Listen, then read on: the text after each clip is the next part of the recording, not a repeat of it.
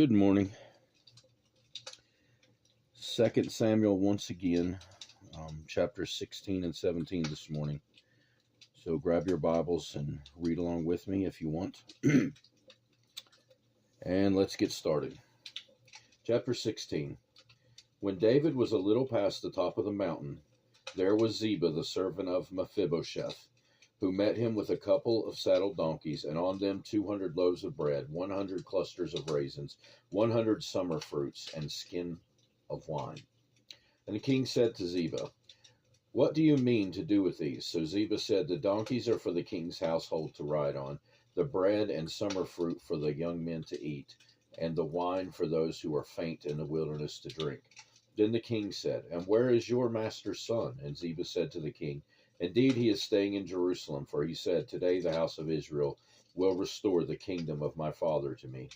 So the king said to Ziba, "Here, all the belongings to Mephibosheth are yours."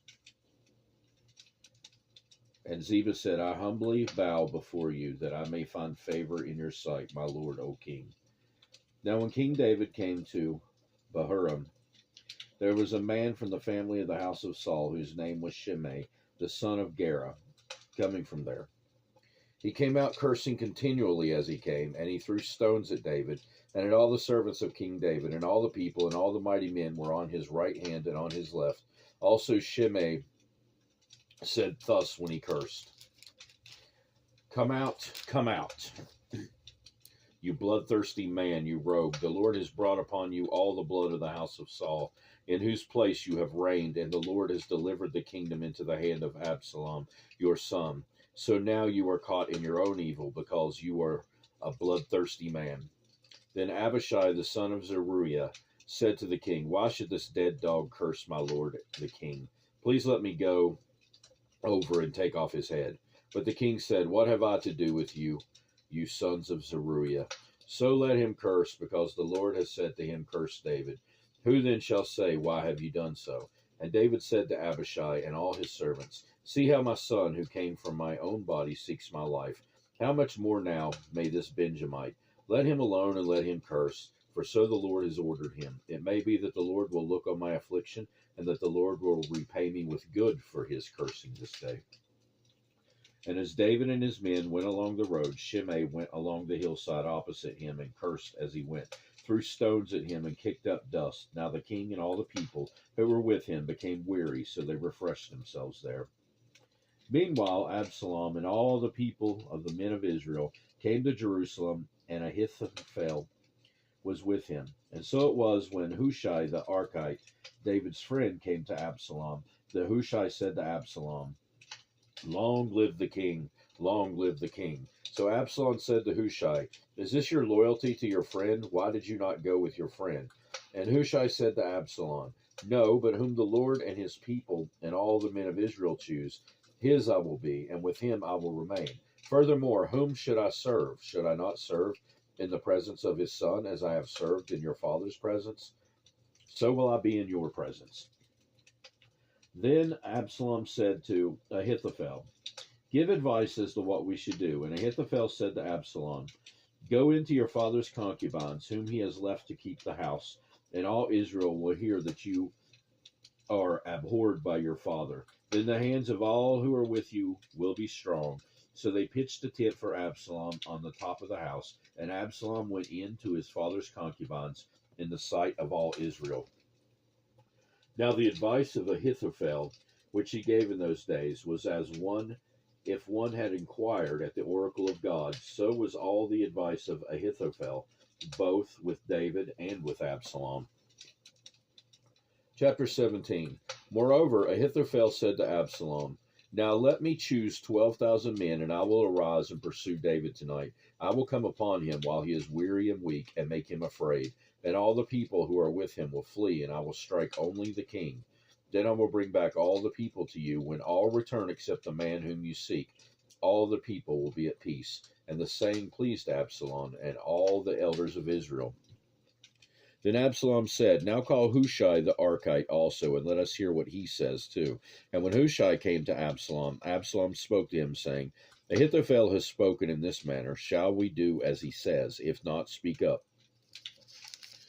So Hushai said to Absalom, the advice that Ahithophel has given is not good at this time. For, said Hushai, you know your father and his men, they are mighty men, and they are enraged in their minds like a bear robbed of her cubs in the field.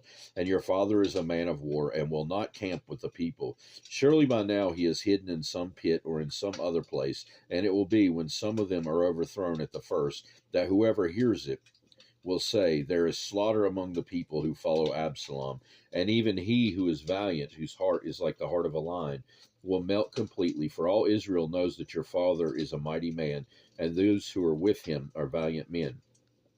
Therefore I advise that all Israel be fully gathered to you from Dan to Beersheba, like the sand that is from the sea for multitude, and that you go to battle in person. So we will come upon him in some place where he may be found, and we will fall on him as the dew falls on the ground. And of him and all the men who are with him there shall not be left so much as one. Moreover, if he is withdrawn into the city, then all Israel shall bring ropes to that city, and we will pull it into the river until there is not one small stone found there. So Absalom and all the men of Israel said, the advice of Hushai the Archite is better than the advice of Ahithophel. For the Lord has purposed to defeat the good advice of Ahithophel, to the intent that the Lord might bring disaster on Absalom. Then Hushai said to Zadok and Abiathar the priest, thus and so Ahithophel advised Absalom and the elders of Israel, and thus and so I have advised. Now therefore send quickly and tell David, saying, do not spend this night in the plains of the wilderness, but speedily cross over, lest the king and all the people who are with him be swallowed up. Now Jonathan and Ahimaaz stayed at En Rogel, and they dared not be seen coming into the city. So a female servant would come and tell them, and they would go and tell King David. Nevertheless, a lad saw them and told Absalom. Both of them went away quickly and came to a man's house in Bahurim, who had a well in his court, and they went down into it. Then the woman took and spread a covering over the well's mouth, and spread ground grain on it, and the thing was not known. And when Absalom's servants came to the woman at the house, they said, where are Ahimaaz and Jonathan? So the woman said to them, they have gone over the water brook.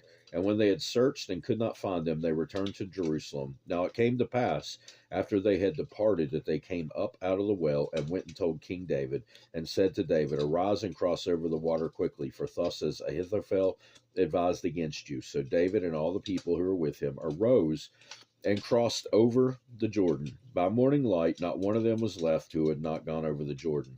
Now when Ahithophel saw that his advice was not followed, he saddled a donkey and arose and went home to his house, to his city. Then he put his household in order and hanged himself and died, and he was buried in his father's tomb. Then David went to Mahanaim, and Absalom crossed over the Jordan, he and all the men of Israel with him. And Absalom made Amasa captain of the army instead of Joab.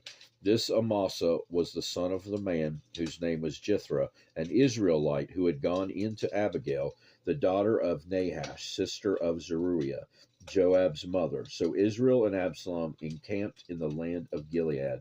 Now it happened when David had come to Mahanaim, that Shobi the son of Nahash from Rabbah of the people of Ammon, Machir the son of Amiel from Lo-debar, and Barzillai the Gileadite from Rogelim, brought beds and basins, earthen vessels, and wheat, barley and flour, parched grain and beans, lentils and parched seeds, honey and curds, sheep and cheese of the herd, for David and the people who were with him to eat. For they said, the people are hungry and weary and thirsty in the wilderness. That'll do it for this time.